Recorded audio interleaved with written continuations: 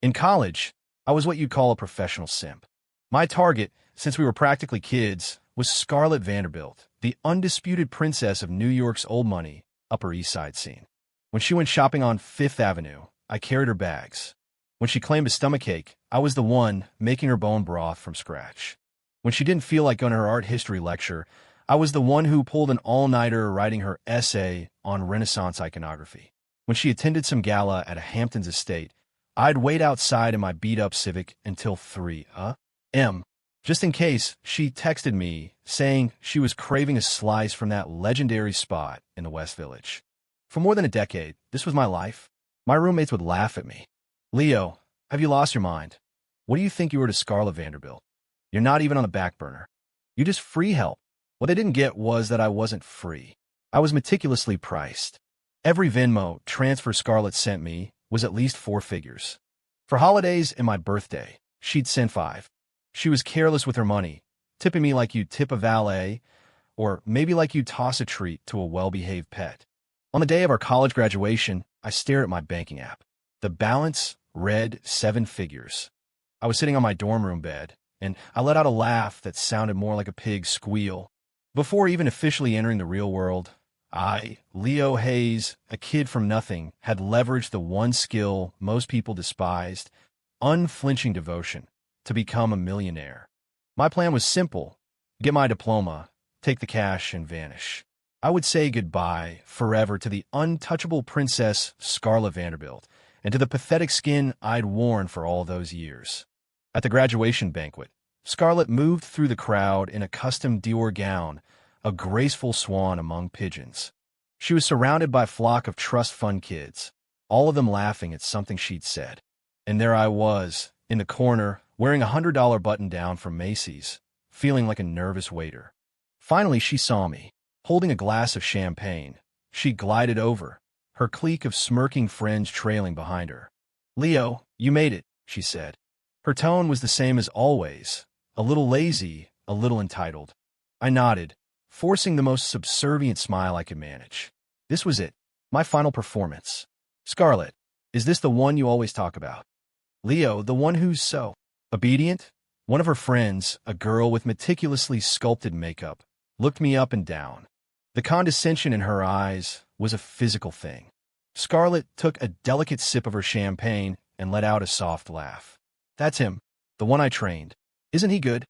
The whole group laughed then, a sound full of the casual cruelty of the upper class amusing themselves with a lower form of life.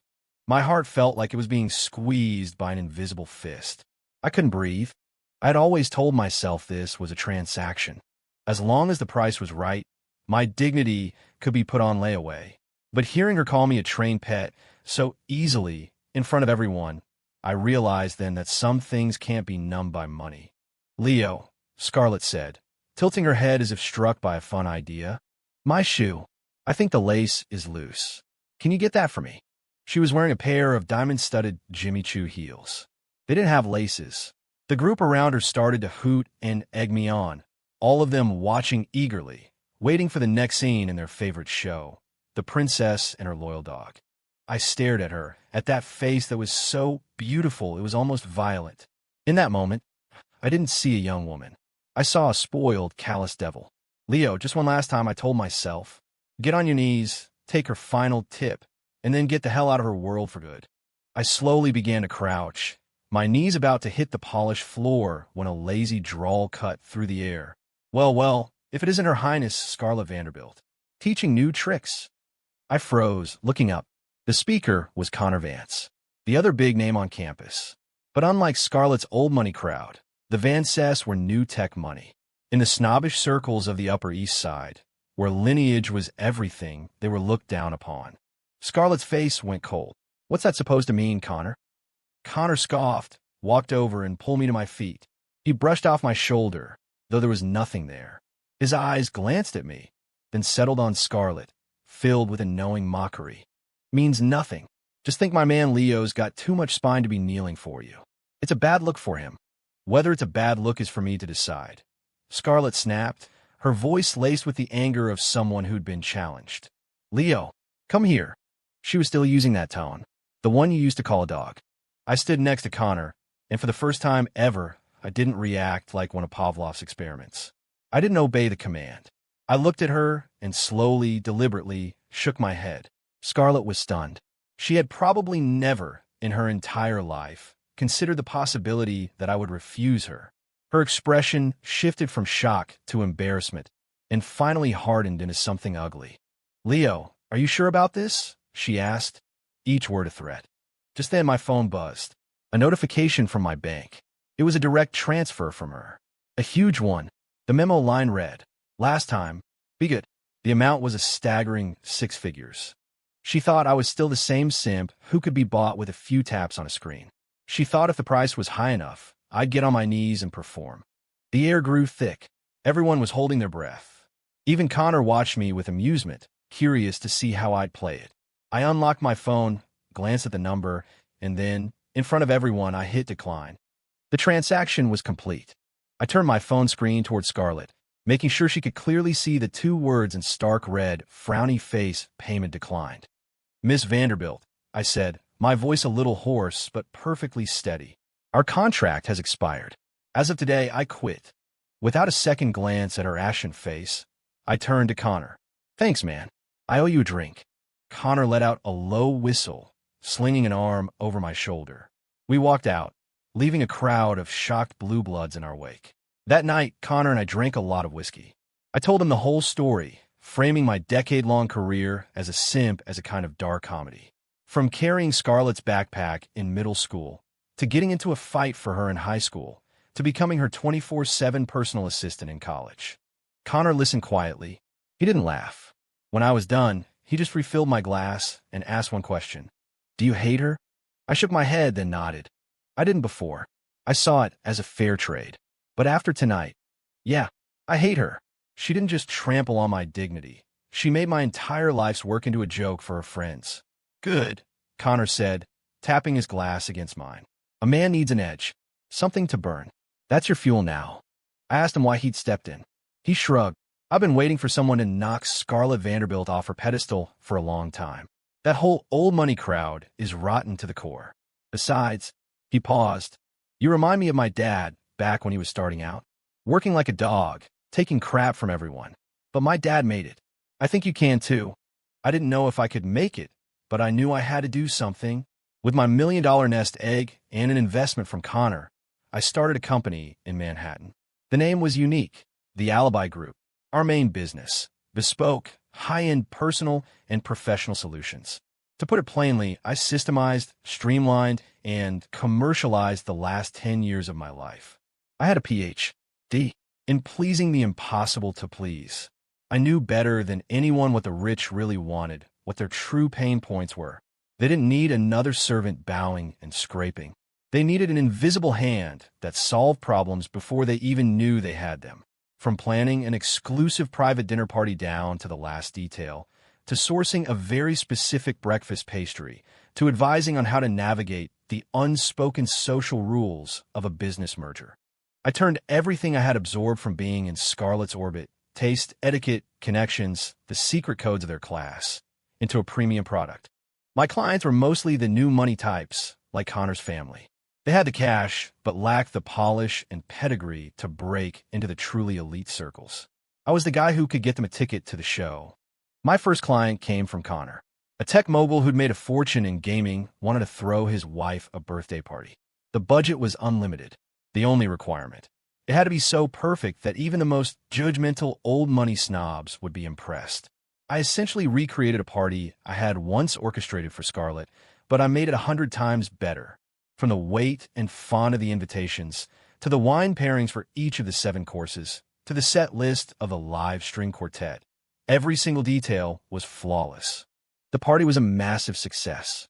The client's wife was so moved she nearly cried, saying it was the most elegant and wonderful night of her life. The Alibi Group was an overnight sensation. Business boomed. The name Leo Hayes, once a joke, started to be spoken with reverence in a very different circle. People started calling me Mr. Hayes. I deliberately avoided any event or person connected to Scarlett Vanderbilt. I assumed our paths would never cross again. Until 1 year later, I got a call for a major new contract. A pillar of New York's high society, the Vanderbilt family wanted to hire a firm to plan a massive welcome-home gala for their only daughter, Scarlett, who was returning from a year studying abroad in London. The person who contacted me was the Vanderbilt's head butler, a man who had always looked down his nose at me. His voice on the phone was dripping with deference. "Mr. Hayes, your reputation precedes you. Mr.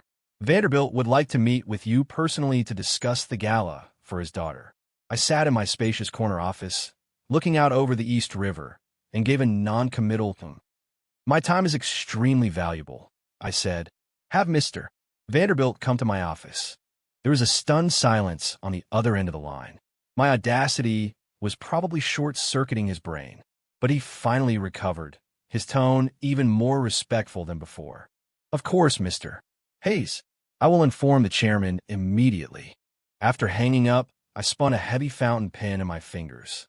My heart was a block of ice. Scarlett, after all this time, we were finally going to meet again. Except this time, I wasn't the simp waiting in the corner for her command. I was the vendor, and she was the client. Scarlett's father, Arthur Vanderbilt, arrived at my office 10 minutes early. He was impeccably dressed, but there was a weariness in his eyes that his tailored suit couldn't hide. It confirmed the rumors Connor and I had been hearing. The Vanderbilt empire was over-leveraged, and their cash flow was dangerously tight. "Mr. Hayes, a pleasure. It's impressive what you've built," Arthur said, shaking my hand with the practiced smile of a lifelong tycoon. I gestured for him to sit. My assistant brought in coffee. Not the Blue Mountain he famously drank, but the Kopi Luwak I had specially prepared. It was a niche coffee Scarlett had been obsessed with for a few months, and I had once driven all over the tri-state area to find the freshest beans for her. Arthur took a sip, and his eyes flickered. "You've done your homework, Mr. Hayes." "I'm familiar with the family's preferences," I said calmly. He took this to mean I'd done my research on him and thought nothing more of it. We talked for a long time about the gala. Arthur had one primary objective. It had to be spectacular. A statement. It needed to announce to all of New York that his daughter was back, and that the Vanderbilt name was as powerful as ever. It was less a party, more a desperate PR campaign to reassure investors and banks. I remained professional and detached, presenting several preliminary concepts. Arthur was deeply impressed and was ready to sign the contract on the spot. "Mr. Vanderbilt," I said, stopping him just as he was about to sign, "I have one small condition." "Please name it." "For the duration of the planning and execution, I require a direct line of communication with Miss Vanderbilt herself. After all, it's her party. Her input is paramount." Arthur paused for a second, then smiled. "Of course. That's perfectly reasonable. It's time Scarlett started networking with talented young men like yourself." He put a heavy emphasis on the words talented young men. He didn't remember me at all. Or rather, in his world, the poor kid who used to follow his daughter around like a puppy wasn't even worth remembering. After the contract was signed, I walked Arthur Vanderbilt to the elevator. Once he was gone, Connor sauntered out from his own office down the hall. He'd set up a satellite office in my building after my company took off. He handed me a cigarette. "Feel good?" he asked. I shook my head. "Not yet." A week later, I was invited to the Vanderbilt mansion on the Upper East Side for my first work meeting with Scarlett. It was the same townhouse I'd spent countless nights waiting outside of.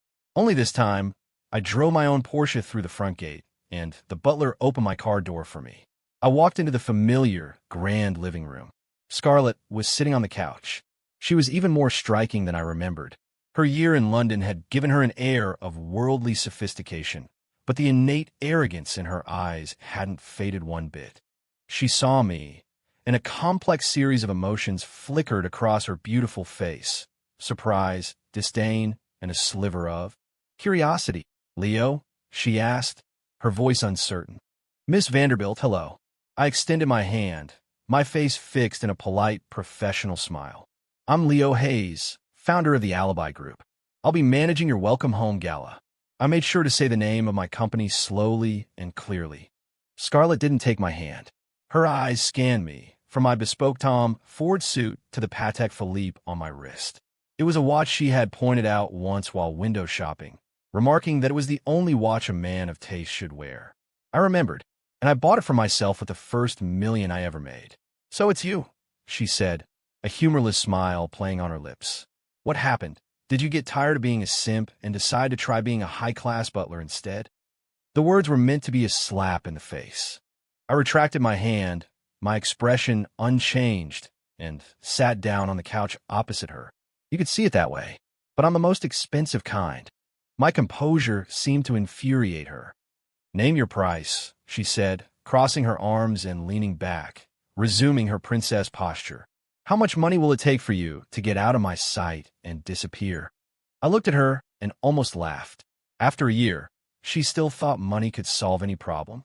She still thought that Leo Hayes could be bought and sold. Miss Vanderbilt, I think you're mistaken. I pulled a folder from my briefcase and pushed it across the marble coffee table.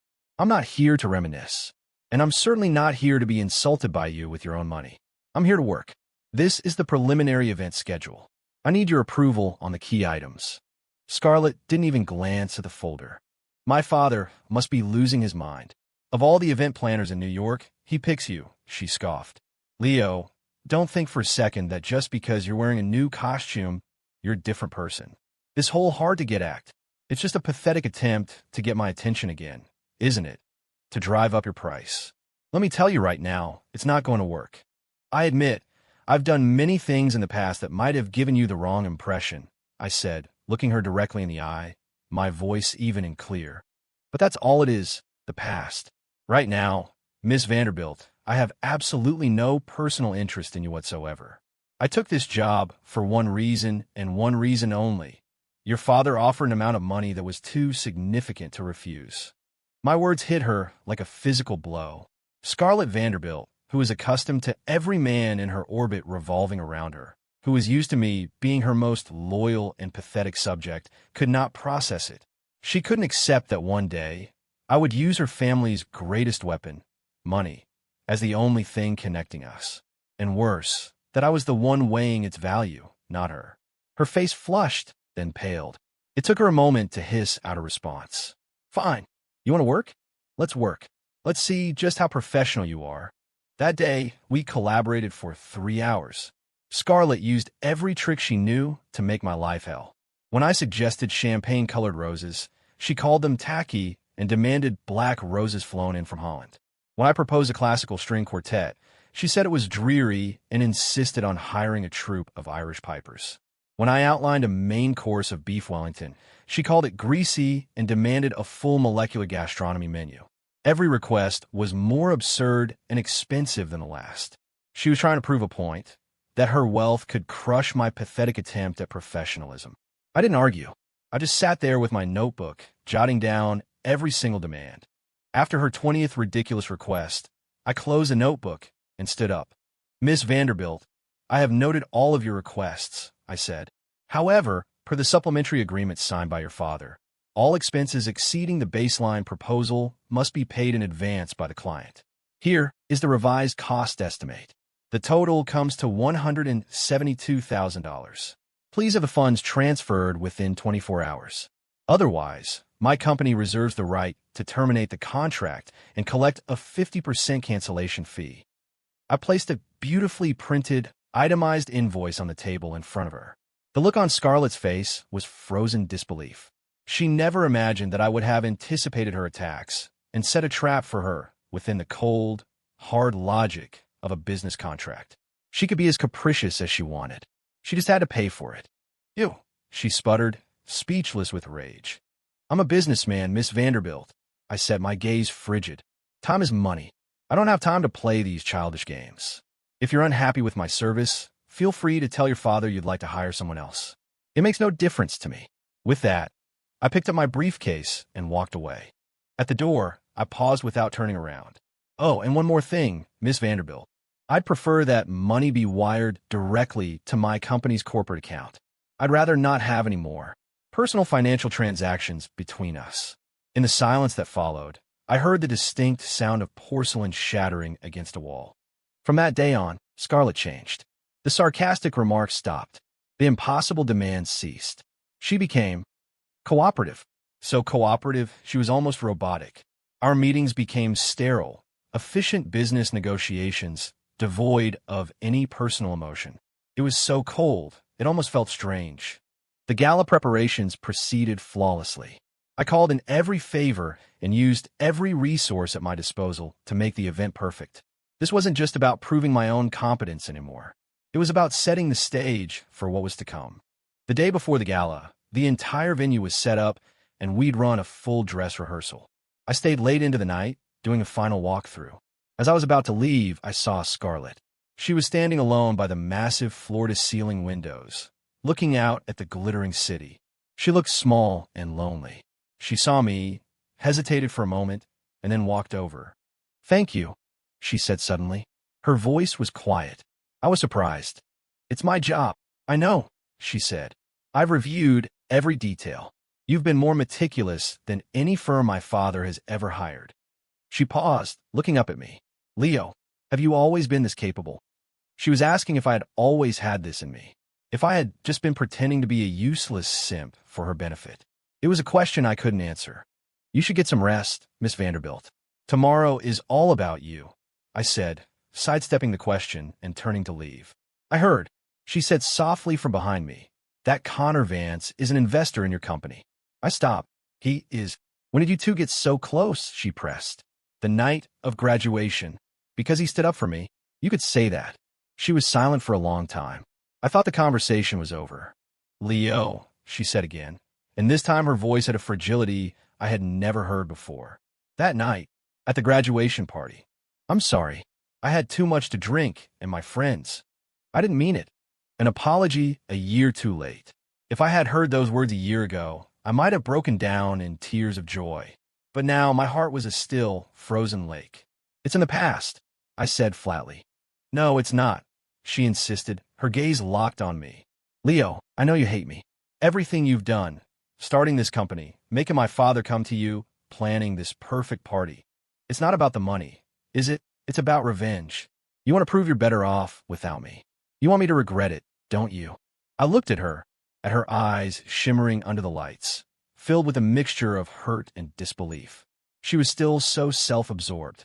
She still thought the universe revolved around her. That every action I took, every ounce of my ambition, was ultimately motivated by her. Whether it was love or hate, it was still all about her. I suddenly felt exhausted.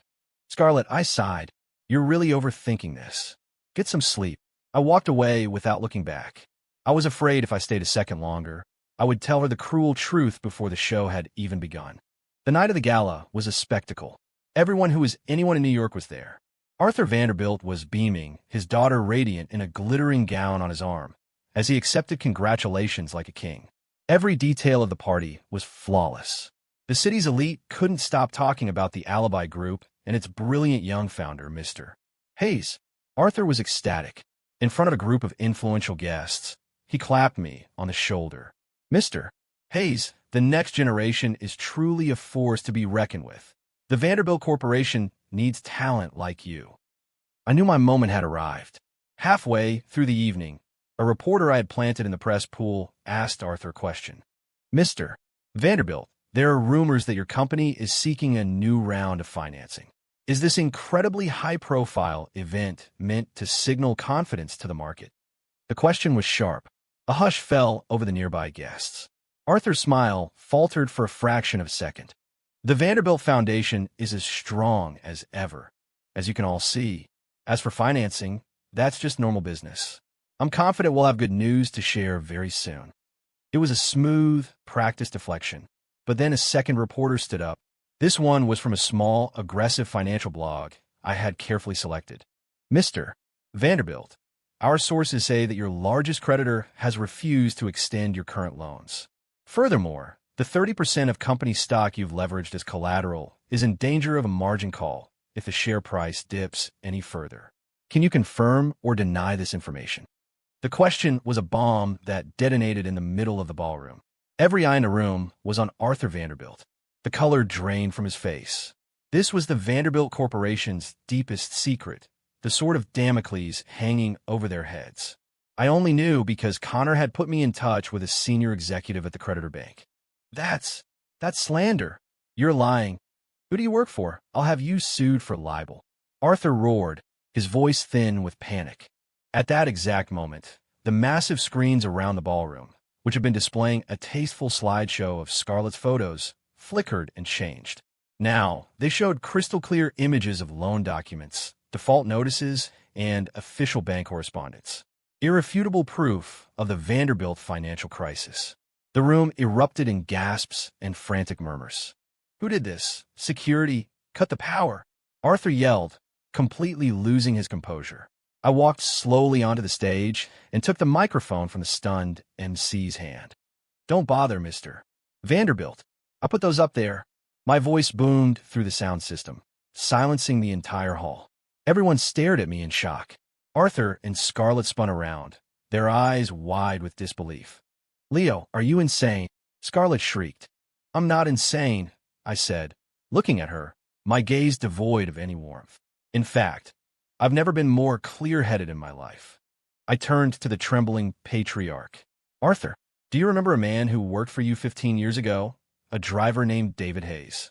Arthur Vanderbilt's pupils constricted. The name was like a rusty key, unlocking a dark, buried memory. "He was your chauffeur for 10 years. He was loyal to a fault." My voice began to shake, not with fear, but with a rage I had suppressed for more than a decade.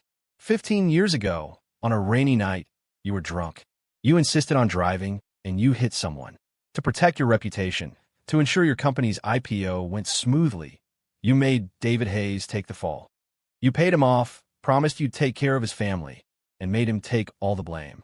And he believed you. He went to prison for you for 3 years. By the time he got out, his wife had died from illness and exhaustion, leaving behind a young son. And your promise to take care of them? The money you gave them wasn't even enough to cover her medical bills. That driver was my father. When he got out, he was broken and sick. He couldn't find work. He raised me on his own in poverty. Before he died, he told me not to hate you. He said you were too powerful, that we could never win. He said the money you gave us was enough for me to get through college, and that I should just study hard and forget everything. Tears were streaming down my face now. I couldn't forget. I roared into the microphone.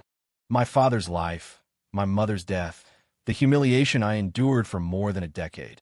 How could I possibly forget? The ballroom was utterly silent. The guests were frozen, stunned by the horrifying revelation.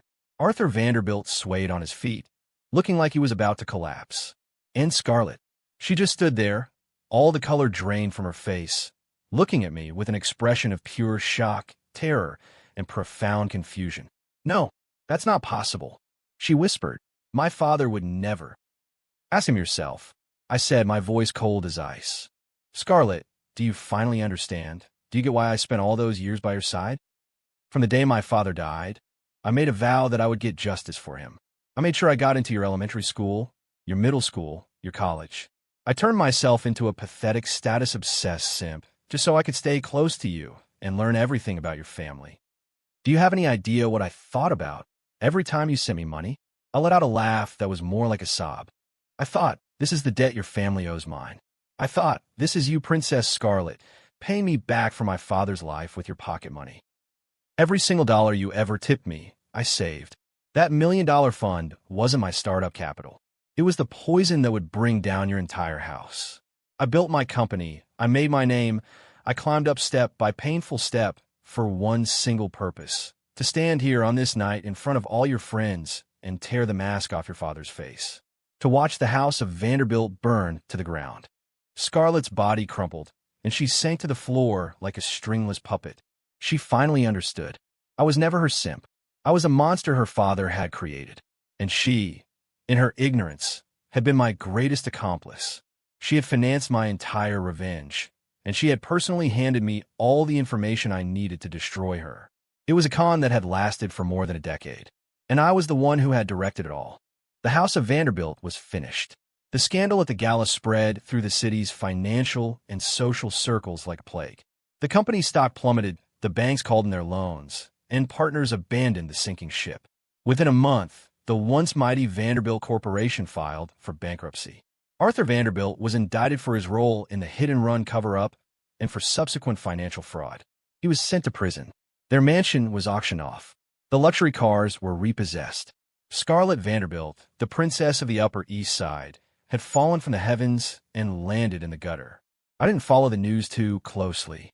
Now that my revenge was complete, I didn't feel the elation I had expected. Instead, there was just a vast, hollow emptiness. Connor said it was a kind of PTSD and told me to take a vacation.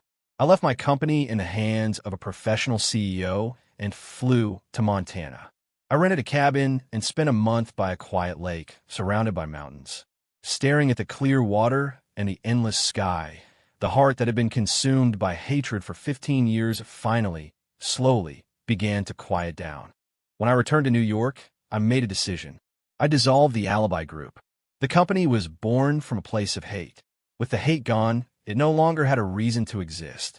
I wanted to start a life that was truly my own. I decided to leave New York, move to some small, quiet city where no one knew my name. The day before I was scheduled to leave, I got a call from Connor. "Leo, let's get a drink. Someone wants to see you." I didn't want to see anyone, but Connor insisted. He said seeing this person was the last step to truly moving on. I went to the dive bar in the East Village we used to frequent. In a dark corner booth, I saw a thin figure. It was Scarlett. She was wearing a plain white t-shirt and jeans, her face scrubbed clean of makeup, her hair tied back in a simple ponytail. If it weren't for her unmistakable features, I might not have recognized her. All the light, all the arrogance that had once radiated from her was gone. In its place was a bone-deep weariness. I didn't sit. I just stood in front of the table. "What do you want?" I asked. She looked up. Her eyes were red and swollen. "I'm sorry," she said, her voice raspy. "For my father, and for everything I ever did to you. I'm so sorry." I said nothing.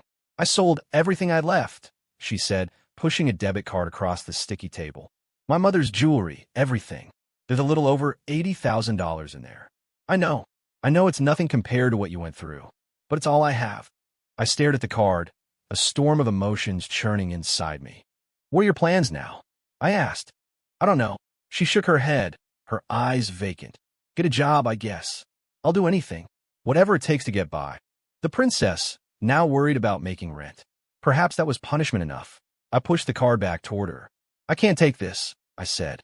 "The debt between our families was settled the day your father went to prison. You didn't do anything wrong. You don't owe me anything." And it was true. She hadn't. She was just born into that family, sculpted by its values into the person she became. She was cruel, arrogant, and thoughtless, but she didn't deserve this. She was a victim of the tragedy, too. "You keep it," I said. "Build a life." I turned to leave. "Leo," she called out behind me. I stopped, but I didn't turn around. If none of it ever happened, her voice was trembling, laced with a desperate, hopeless wish. "Is there any chance, even a small one, that you ever really liked me?" The question came far too late, and its answer no longer mattered. The bar's ancient jukebox was playing a song. I paid my dues time after time I'd done my sentence, but committed no crime. I stood there for a long moment. In the end, I didn't give her an answer.